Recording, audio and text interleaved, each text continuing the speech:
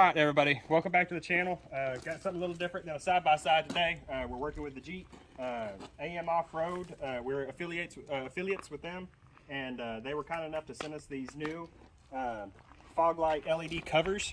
And so we're going to be showing you the install video today. We've got them all done now, so I'm going to go ahead and kind of run through it and show you what they look like. If this is something that you guys want to do to your Jeep, as long as you have this specific bumper, these fog lights will fit any of these fit these bumpers. You can go, we'll have a link to the website in our description, and then we'll have our discount code on there as well, OutdoorBabe10. You can go on there and look through it. They've got a ton of different accessories. That's where we got our grill from as well.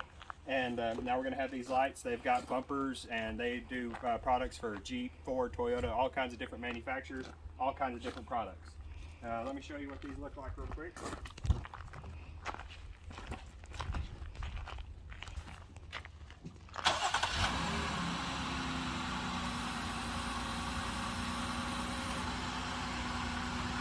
Your running lights, that's what you're going to look like while you're driving around town.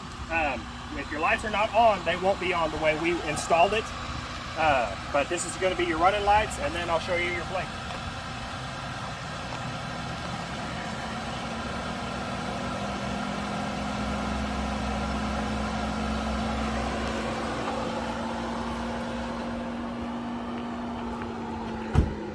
Now we'll go ahead and get into the install video. If you guys enjoyed the video, give us a like, and maybe go ahead and follow us, and we can keep producing content like this. We're working with other manufacturers right now to try to get more products and everything like that, and try to do more review videos for you and get as much information and everything out there as we can. So here we go, solid as a peach off-road. All right, I went ahead and put together this passenger side, so that way I kind of had it, I had a know-how, and it wasn't just a video of me fumbling with stuff trying to figure it out, so that way I can kind of give you guys a quicker little update on it. I'm going to show you how to take everything apart on this backside here to get behind the fog light, to get these hooked up and get the wires ran, and how to pop out the old cover and everything like that. It's not hard.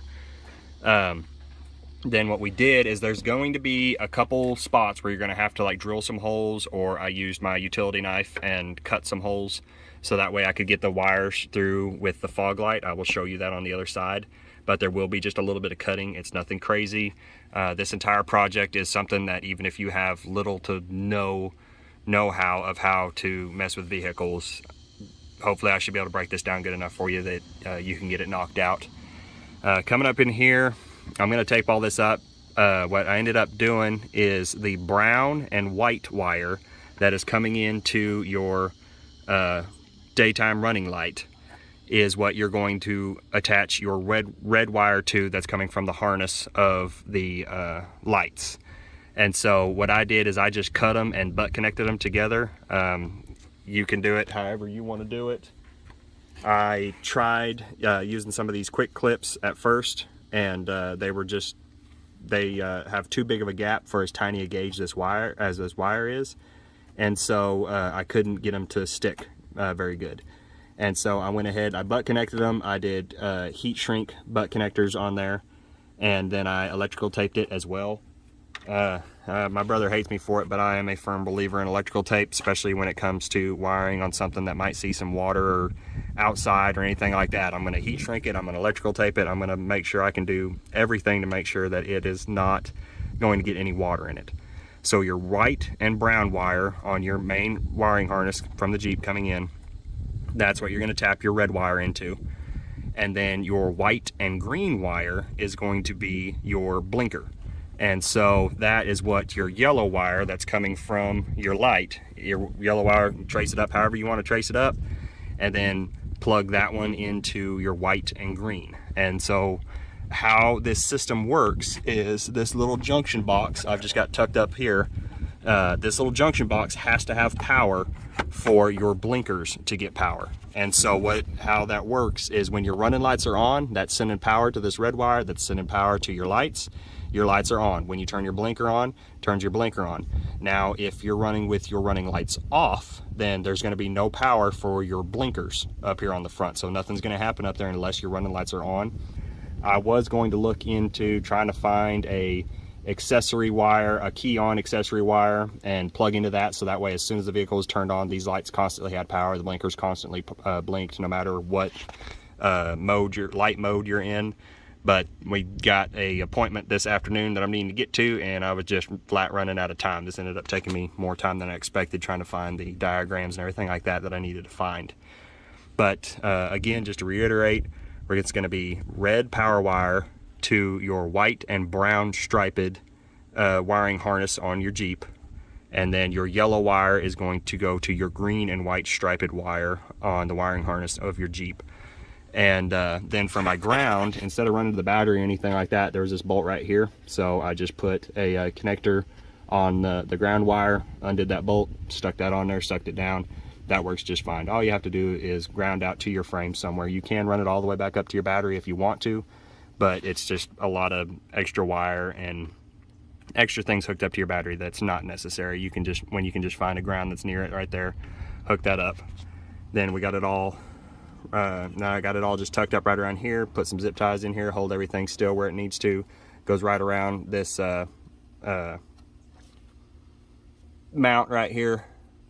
And then on this back side right here, there was a little tab that was stuck up there where this wire was supposed to be hooked into it. When I got down here to work on it, this is already not even attached to it anyways, and it attaches right here to the frame. It's got a little push pin deal, and so I just cut that out so I could run my wires right through here to get them back into here. And again, I'm going to show you on the other side what I'm talking about there to make more sense of it. But so that way my wires are getting to my lights on the front side and everything's just kind of more clean. And then my fender liner here, once I put my fender liner up, see, it's going to cover most everything up. Only thing you're going to be able to see is that little yellow wire down there. But other than that, your fender liner is going to cover everything up once you put it back in. And then to get to our wire to our other light, if I can find it in here now. There it is. I'm just going to run it. Well, it's already popped in there good enough, but what you can do is you just take your excess wire, run it right here along the front of your grill, and this plastic has some tabs that stick out right there, and once you work that wire on the back side of those tabs, it'll hold in there. See where it's not coming back out. Over here. And then when you come over here, you're going to have just enough space to get right in there where you need to plug up to the light. And give me just a sec here, and we're going to cut out, and I'll cut back in, and I'll start showing you how to take all this apart. Now we're on the fun part, taking everything apart over here, so that way we can get everything mounted up. On your fender liner, you're going to have a couple 10mm bolts in here. Everything else are these lovely push pins that usually are going to break on you pulling them out, so you just got to be careful. For this side, we don't have to take the fender liner completely out though. All we need to do is get to this the back side of this light. The reason I did on the other side is because that was, like I said, I was a learning experience trying to figure out what we're doing. So we're going to go ahead, take this 10 out, and then there's one more 10 right here directly up. That should be all the bolts that we're going to need to take out. And then you can pick you up one of these little plastic pry bar sets from like Harbor Freight, I think is where I got this one. It's probably like $5. It's for doing plastic molding and stuff like that on vehicles. That way you're not causing a lot of scratches and stress and everything like that. For the fender liners, it really doesn't matter if you use a regular pry bar set, but I've just been using these ones all day. So, but if you can get back there behind it, that's the best way to try to get those out. If you try to get on the head right there, a lot of times you'll just pop the head off. But on some of these, that is not a lot easier said than done. You're going to have another one right over here by the cab mount. Sometimes if you just get a good hold of it and pull it through just like I did right there. That's why I do not like these push pins, but that is what the factories are going with nowadays. We're going to have one more right here.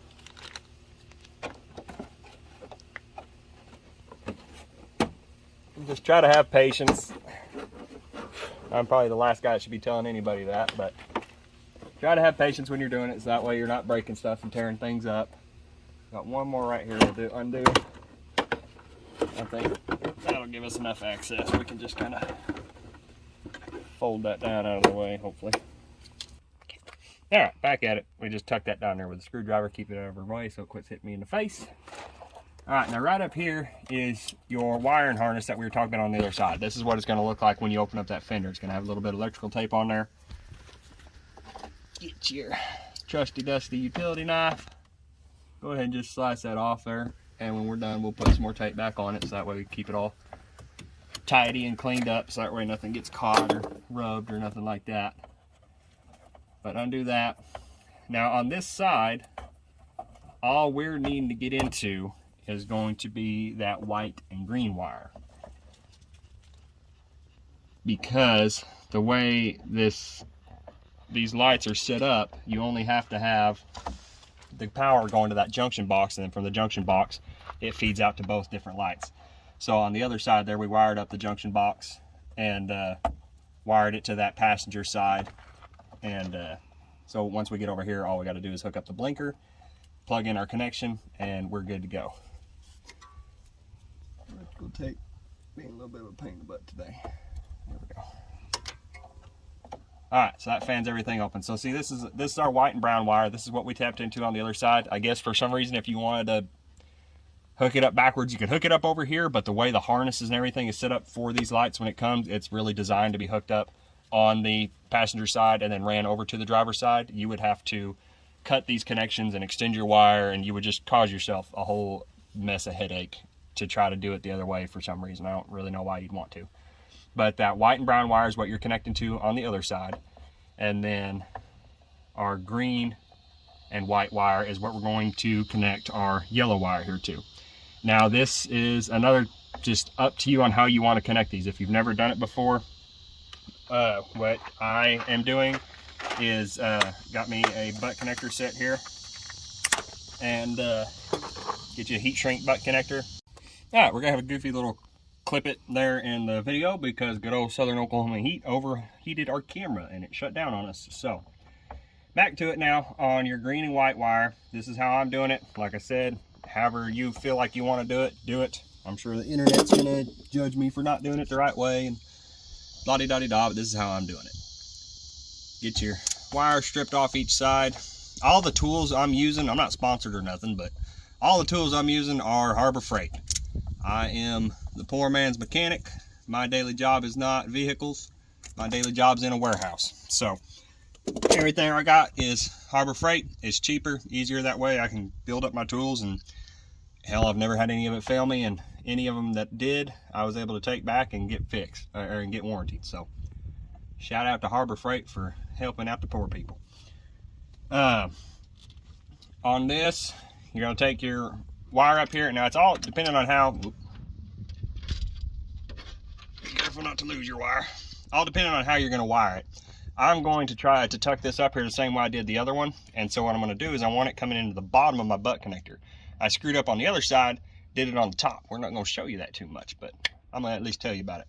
So you want it on the bottom right here, so that way everything flows together more cleanly, you know what I mean? And you've got it all set up that way. We're doing this part first because this part isn't exactly hard, but it can get you throwing a few words at your bumper. So we're going to do this first, get it all knocked out. Whenever you strip out your wire, strip that one a little bit more. Make sure you give yourself enough to twist together.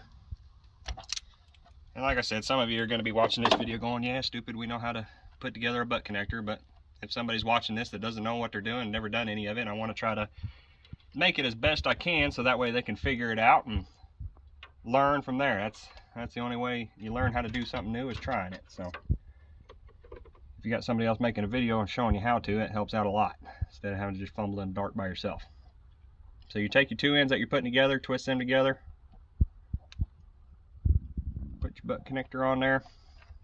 And now to make it easier, this is a job, honestly, that will be easier if you got two people out there. You got your significant other out there with you, your kid out there, whoever.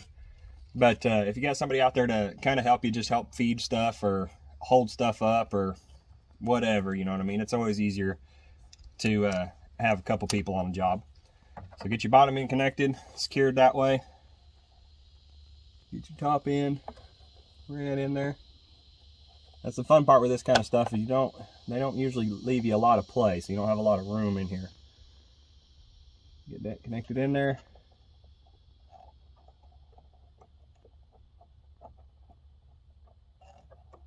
Oh, damn it.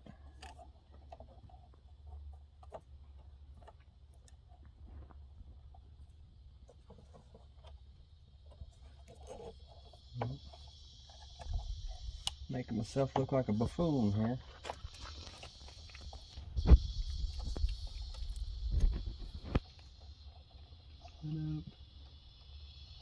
Get shoved in there. There we go.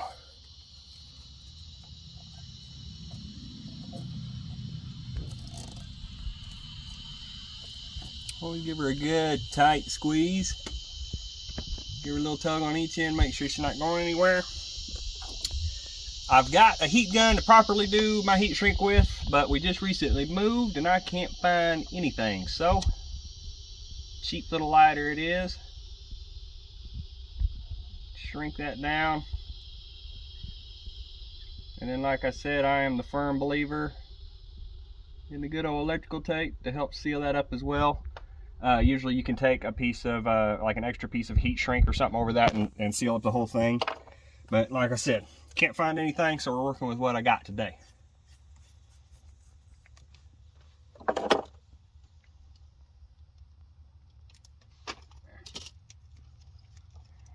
If you do use a lighter or something on this, remember it is going to be hot right afterwards, so get in there and touch it immediately and burn your fingers.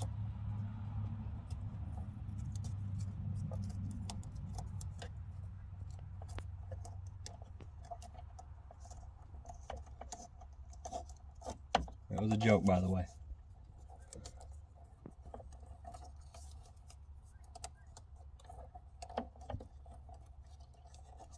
Once I wrap this one up, I'm going to go ahead and take some more tape and wrap the whole harness back together. So that way everything's, like I said, secured and not just flying around and getting caught on stuff or rubbing on something or causing an issue. Get your electrical tape on there good too. We're all good that way. So that's, when you get to this driver's side, that's literally the only piece of wiring that you're going to have to do. Other than that, everything's going to be plug and play with your connector that is never going to stay there. And it's just going to be taking this back cover off. We are going to have to pull the fog light out, but it's 4 bolts. You just pull out the whole mount, run your wires through how you need to run them, put it back in. Easy, solid as a peach. So do that. Get my electrical tape out, run a little bit over that harness. And just like how they had it, where it was just kind of one light strip all the way around there, it doesn't have to be like completely covered up or nothing, you know what I mean? Just enough to keep it all tucked up in there and looking purty and looking tight.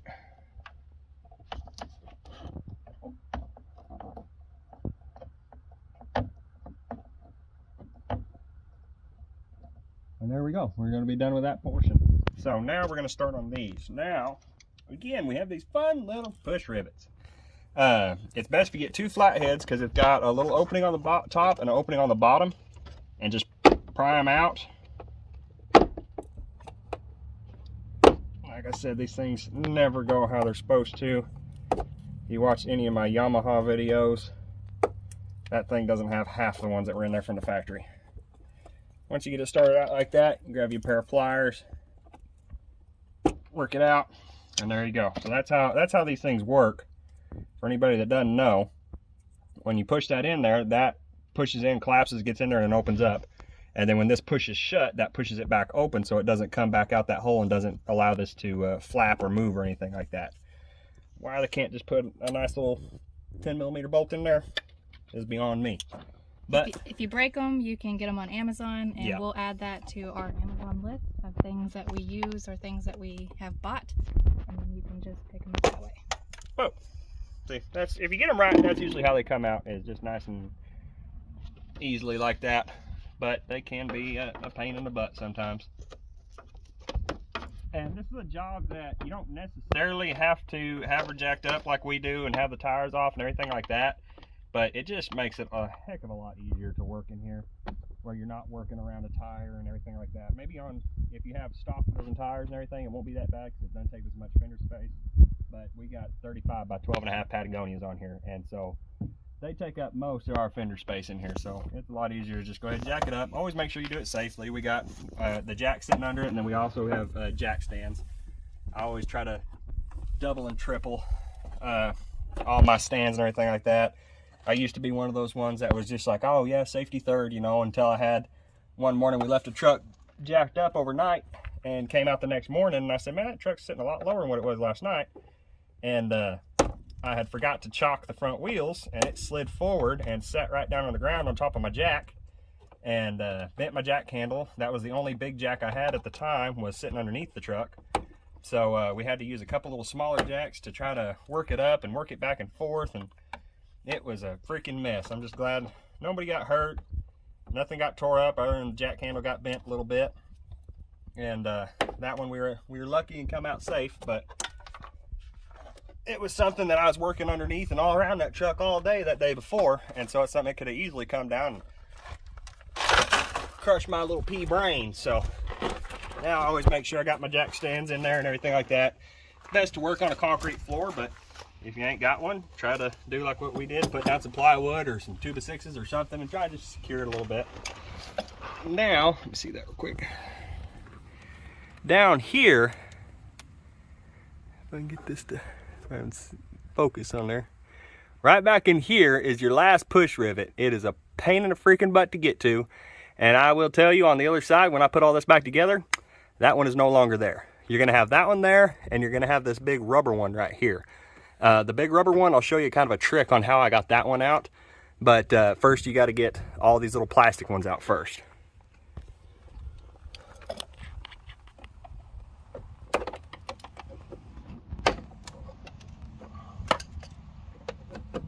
This one, since I didn't put it back in on the other side, I'm not putting it back in on this side.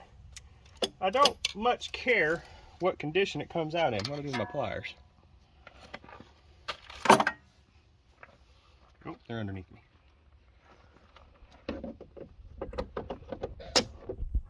To each their own. If you want to make sure it's all back to exactly how it's supposed to, then you're going to be working on this for a while. Just be careful working it back and forth.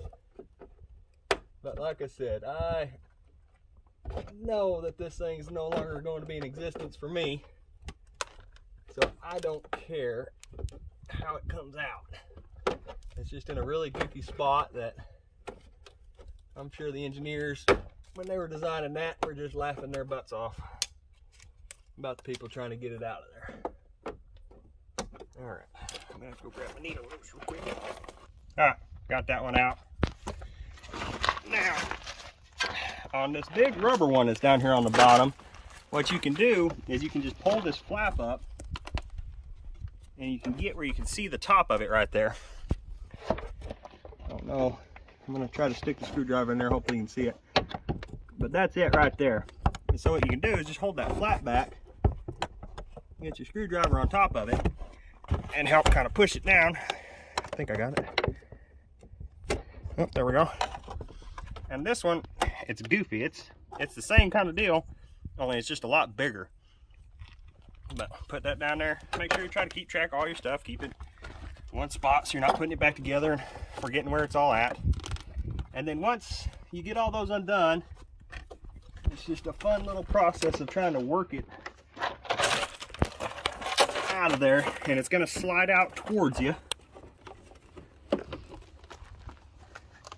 This little plastic skid plate deal, you got to push it back, and there's a catch on the inside that when you look in there you can see.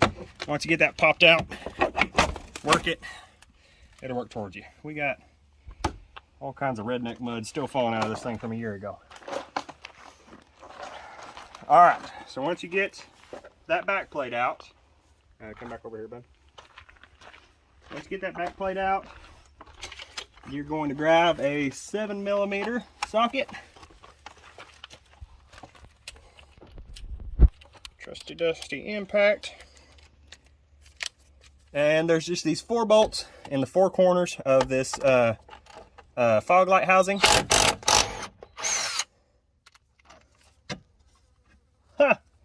one just broke on me. All right. All right, it's probably because I had it going the wrong way. Well, we're gonna be one down. Make sure you're using your equipment properly. Take these 4 bolts out.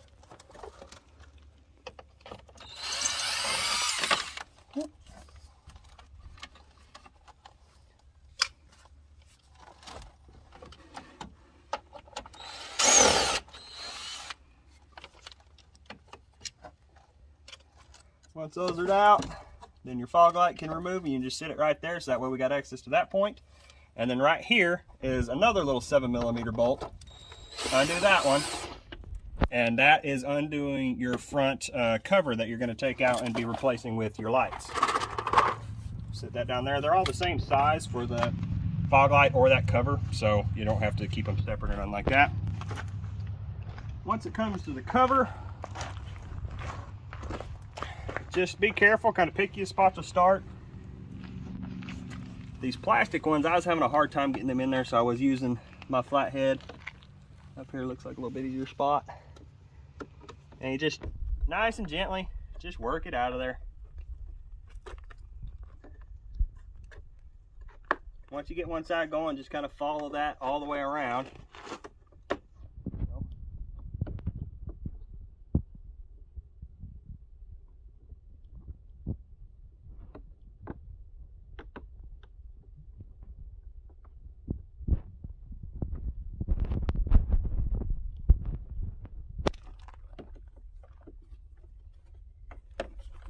There we go. All right, old out, new's gonna go in. Now, this is where we get to where I was talking about with drilling or cutting. What we did is we put a hole right through here. Where's my other light? Because when this hooks up, this light has to go through somewhere over here, and you can't run it through there because then you'd be pinching it and the fog light wouldn't fit back in there. You gotta make yourself a new hole. So if you do drill a hole right here, you're gonna go through here, and then I'll show you on the back side right here, inside the fog light housing, there'll be another hole we're going to drill right there. Let me grab my drill quick.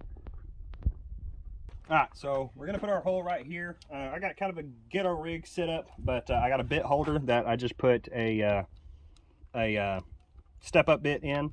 Since we're drilling plastic, it really doesn't matter. None of this is going to be under a lot of heavy torque. But you're going to have to go up to at least a 1/2 inch hole and maybe just kind of waller it out a little bit.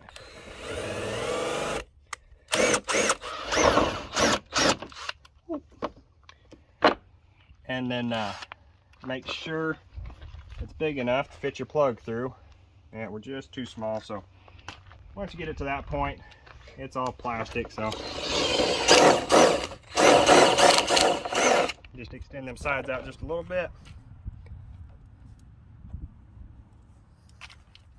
A little bit more.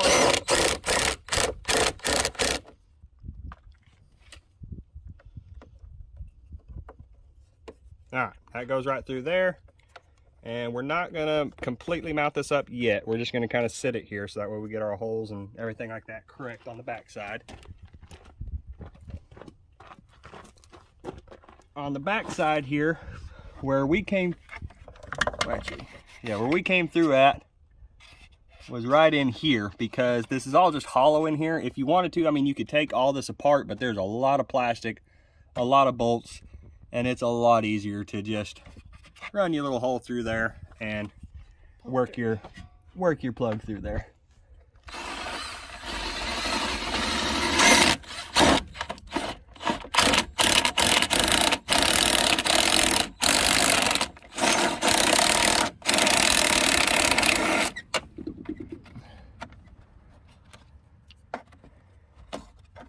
All right, now, wait a minute.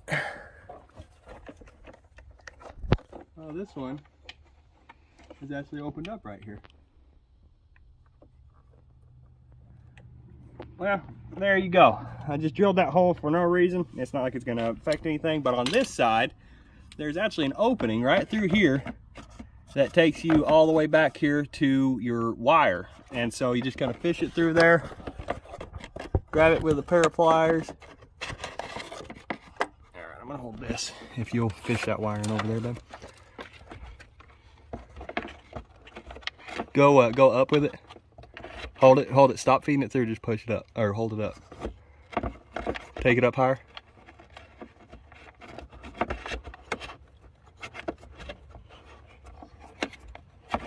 There we go.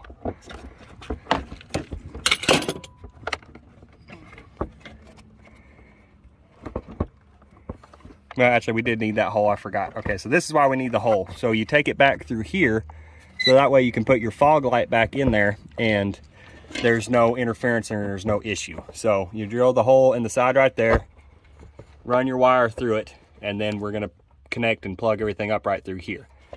Now we're gonna come back to the front. I'll pick that back over. On the front, this is super easy. Just make sure everything's lined up. There's this one long tab here you want to make sure is stuck back here in the back and not trying to push forward in the front, or everything's not going to line up. It's just going to give you a headache. But once you get it all lined up, some nice little love taps all the way around. There we go.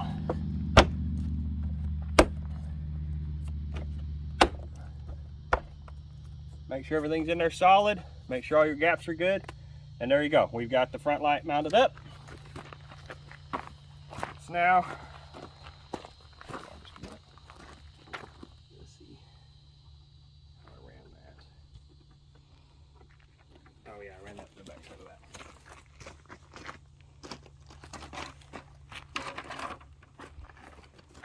All right. So once we get that done, what we'll do is we'll come back in here and we're just gonna put, it'll be easier for you to come to the other side then. Put our fog light back in there. Now it's got this little guide hole right here, so that way you make sure you get it back in the right way. That mounts up to this solid little plastic piece right here. Got it? And so just line that up right there, and then that way you know you got it right side up.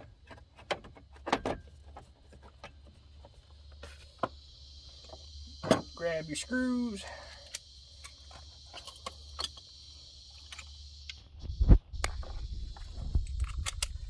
And again, these are 7mm. I always try to make sure I remember to call out the bolt size, because that's what I'm always looking for when I'm watching a YouTube video trying to figure something out. I'm like, man, what size is it, so we don't have to sit there and fish through. Get everything lined up. And these are small bolts, don't need a lot of torque. Obviously, we saw that on the bottom one. So put them in there, just a nice little snug. This is all they need. Dang it.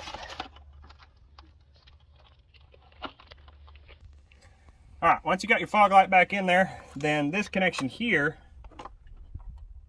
plugs up there. There's only one way it goes in there. Make sure it's locked in all the way. It won't come back out. And then we're gonna tuck this up here and just use some zip ties and run this up here out of the way. But there's no more drilling or anything like that you have to do, because your cover, when you put it back on, this is just gonna sit just outside the cover over there. When you go to run your cover, remember that on this bottom skid plate, there's that little nipple that sticks through there that's just a guide right there. So you're going to have to make sure you pull it back down and get your plate here in between you. And it just takes some finesse and working with it, trying to keep from getting too frustrated with it. But once you work that down, slides in there. Top lined up properly.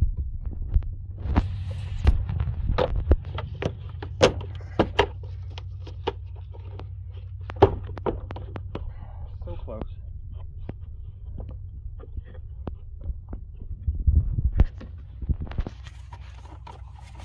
This is something that you'll just have to kind of work with.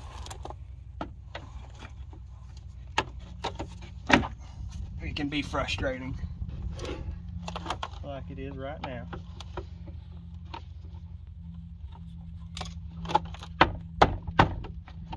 There we go. Sometimes it just takes a little love tap.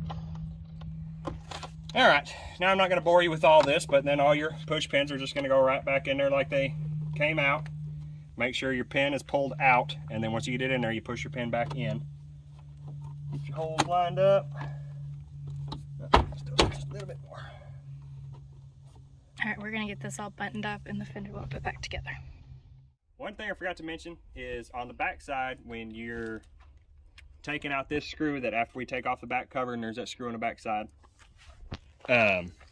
Whenever you go to put it back in, the hole that is in the AM fog light mount is too big. So if you want, you can try to pop this out of the factory one and put it into the new one to put this bolt back in there. But honestly, the way it's clipped in there and everything, it's not going anywhere. So it's something that I'm not going to worry about. I just forgot to mention that when we were putting the other one back in there.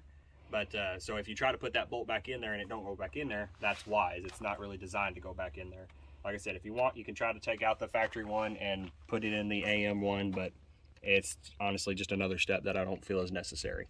But I wanted to make sure I add that in there on the video. We've got everything buttoned up now. We got fender liners back in. I got 2 bolts left to get this fender liner back in.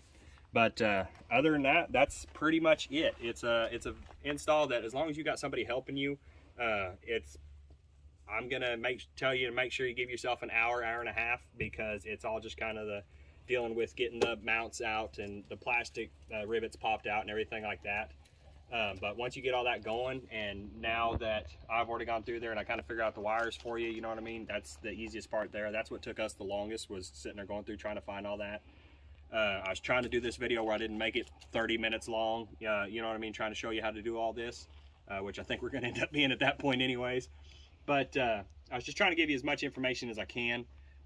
If you got something in here that I missed, or you got a suggestion, leave it in the comments. I'm not one that's just going to sit here and say I'm God's gift of greatness and I know everything. If you got a better way to do it, then let me know about it, so that way we can do it better the next time, or go in here and fix something, or help the next guy out, or woman, or whoever's doing it. But if you got any questions, leave them in the comments. If you wouldn't mind liking and subscribing, we can try to get some more content like this, and a little bit more going with our partnerships and stuff like that. We really appreciate AMOffRoad for sending us these. And then our Angry Grill here was actually our first product from AMOffRoad, and this was another very simple install with the light bar. We were able to, this Jeep's already set up with the accessory on and off switches, so we were able to wire it into that. But those are our 2 AM products so far, and obviously this is our install video, so we haven't got to do a whole lot of testing on it yet. But I don't see any issues with these fog light lights, and we've not had any issues out of our grill, or any overheating issues or anything like that. As some things I see some people talking about that might cause it, or they are having issues. This one has got enough breathing room in there. We tow our side-by-side with this truck and everything else. Never had any issue that way. But we appreciate AMOffRoad for sending us these. Hopefully this gets you the information that you need. Our link is going to be in the description below with our discount code, and so you can use those at AMOffRoad and go on there and get you something cool and add some cool light accessories. Or they've got bumpers and all kinds of different off-road accessories for all kinds of different vehicles. So get on there, check it out, and if you use our link and our discount code, help save you a little money while you're at it. Appreciate you guys watching it, and hope you have a good one.